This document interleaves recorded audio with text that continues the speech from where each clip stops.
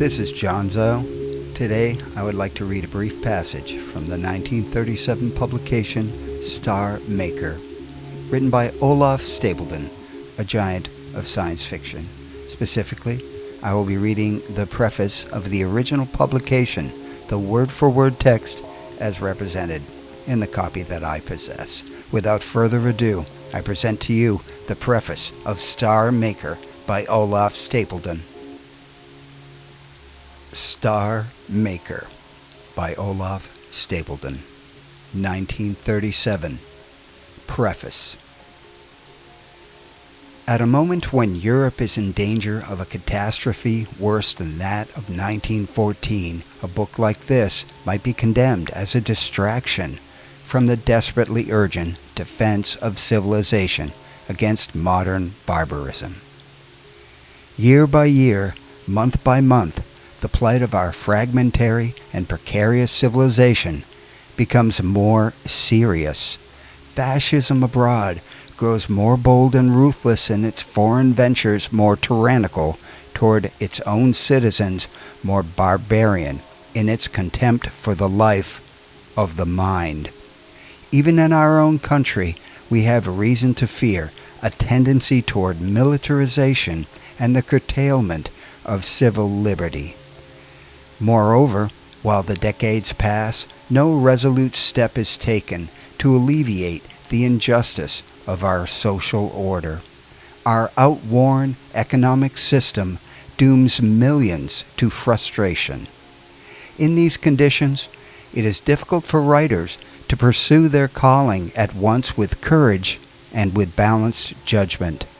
Some merely shrug their shoulders and withdraw from the central struggle of our age.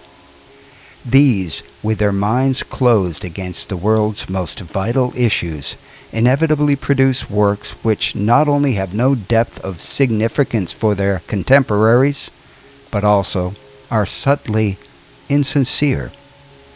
For these writers must consciously or unconsciously contrive to persuade themselves either that the crisis in human affairs does not exist, or that it is less important than their own work, or that it is anyhow not their business. But the crisis does exist, is of supreme importance, and concerns us all. Can anyone who is at all intelligent and informed hold the contrary without self-deception? Yet I have a lively sympathy with some of those intellectuals who declare that they have no useful contribution to make to the struggle and therefore had better not dabble in it. I am in fact one of them. In our defense I should say that, though we are inactive or ineffective as direct supporters of the cause, we do not ignore it.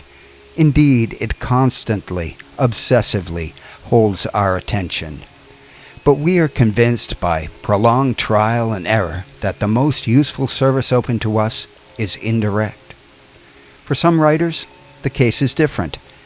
Gallantly plunging into the struggle, they use their powers to spread urgent propaganda, or they even take up arms in the cause. If they have suitable ability, and if the particular struggle in which they serve is in fact a part of the great enterprise of defending or creating civilization, they may of course do valuable work.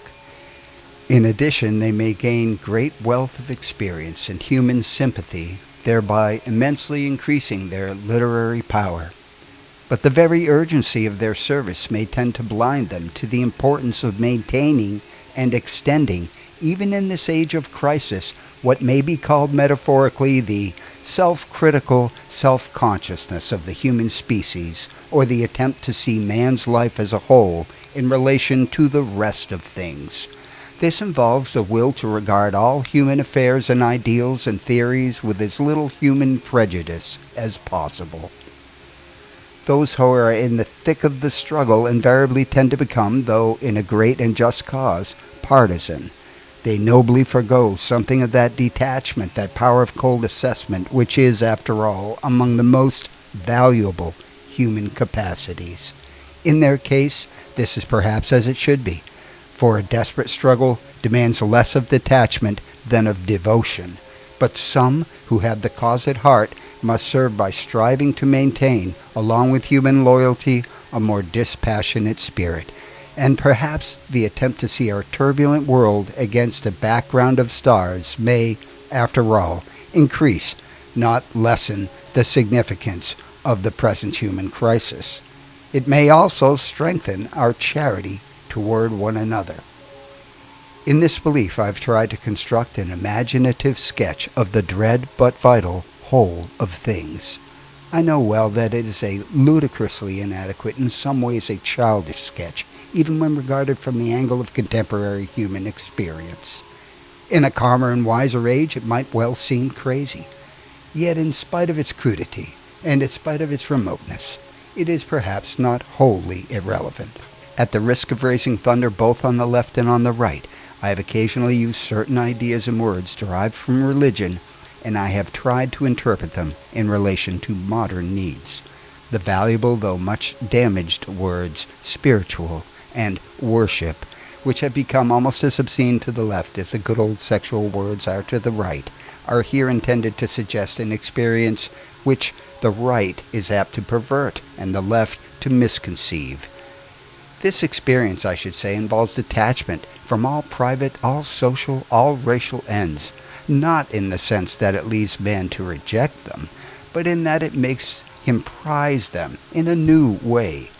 The spiritual life seems to be in essence the attempt to discover and adopt the attitude which is in fact appropriate to our experience as a whole, just as admiration is felt to be in fact appropriate toward a well-grown human being. This enterprise can lead to an increased lucidity and finer temper of consciousness, and therefore can have a great and beneficial effect on behavior. Indeed, if this supremely humanizing experience does not produce, along with a kind of piety toward fate, the resolute will to serve our waking humanity, it is a mere sham and a snare. Before closing this preface, I must express my gratitude to Professor L. C. Martin, Mr. L. H. Myers, and Mr. E. V. Rao for much helpful and sympathetic criticism, in consequence of which I rewrote many chapters. Even now, I hesitate to associate their names with such an extravagant work. Judged by the standards of the novel, it is remarkably bad. In fact, it is no novel at all. Certain ideas about artificial planets were suggested by Mr. J. D. Bernal's fascinating little book, The World, the Flesh, and the Devil. I hope he will not strongly disapprove of my treatment of them. My wife, I must thank, both for work on the proofs and for being herself. At the end of the book, I've included a note on magnitude, which may be helpful to readers unfamiliar with astronomy. The very sketchy timescales may amuse some. Olaf Stapledon, March 1937. And thus concludes myself, Jonzo Didmo, reading out Olaf Stapledon's Star Maker, written in 1937. Thank you for hanging out, watching, and listening.